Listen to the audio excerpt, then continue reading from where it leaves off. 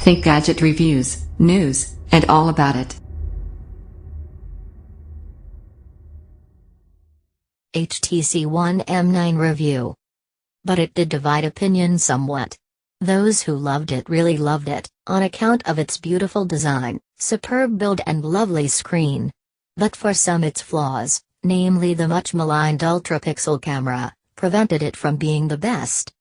The HTC One M9, no brackets this time, aims to put that right. Round the back there's a proper 20MP camera while the design has been refined slightly without losing what made it so special. Eyes won't pop out, HTC One M8 owners won't suddenly feel the need to throw their current phone in the recycling bin. But this evolutionary approach is a sign of classy reserve that in this case makes a lot of sense. We're all behind the curve.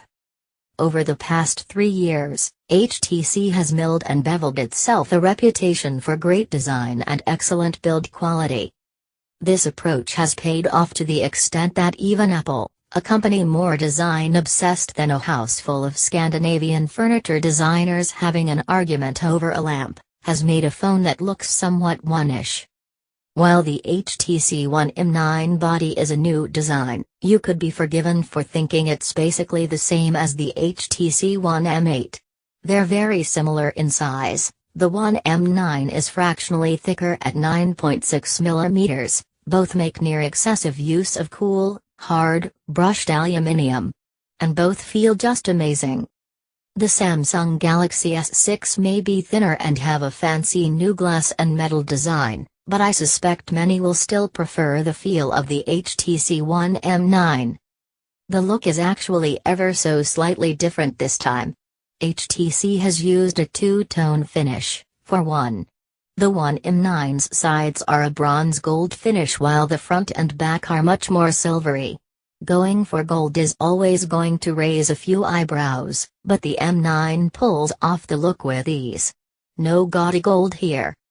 To my eyes the circular camera lens of the M8 looked a bit better than the square one on the new M9, but that's pure personal preference.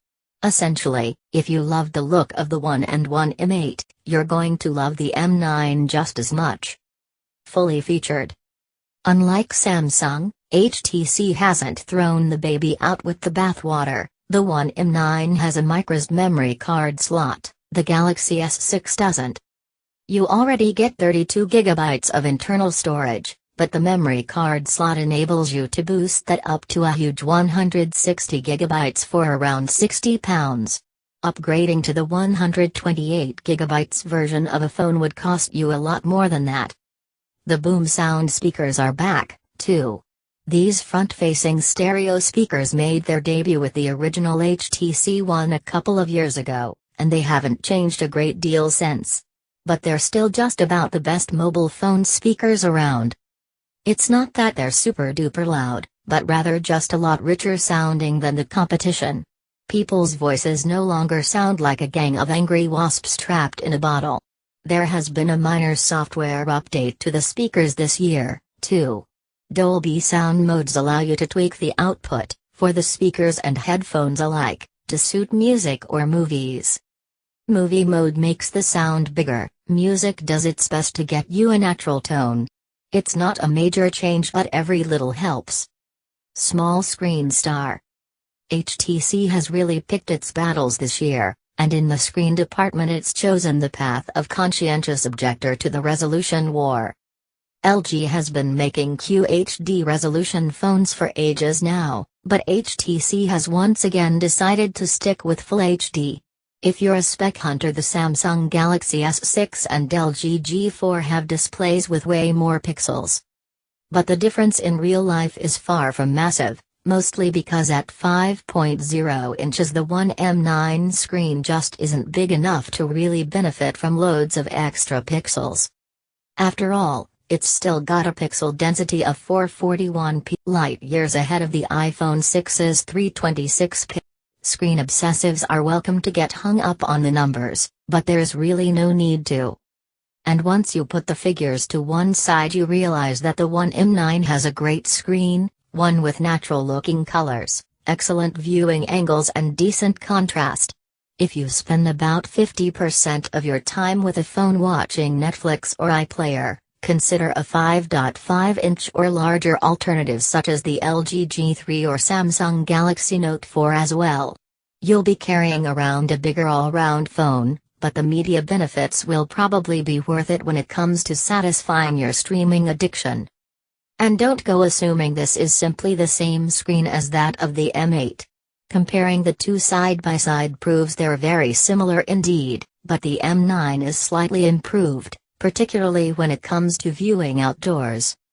A sense of the future. So spotting the difference has been a bit tricky so far, but HTC has made a bunch of more obvious improvements to the One M9's software.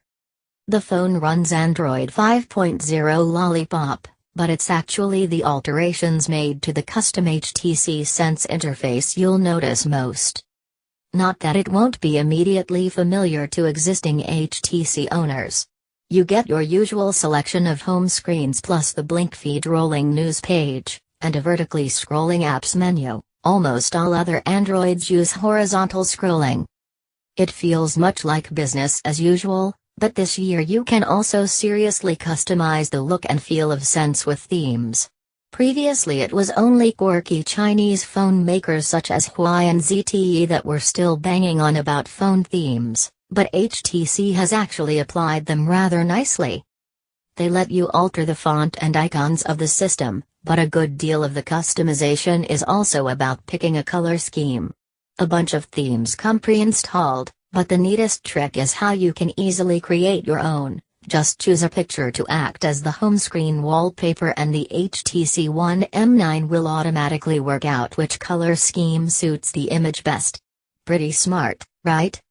You can then override HTC's decision if you like, but there are fairly tight reins on what you can do.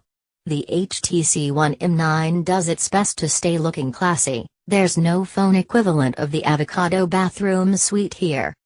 Sense Home is also more contextually aware. If it's lunchtime, it'll show you Yelp reviews from nearby restaurants, and if you cycle to work, it'll notify you an hour before sunset in case you need to charge your lights. That sort of thoughtfulness makes ownership a real pleasure.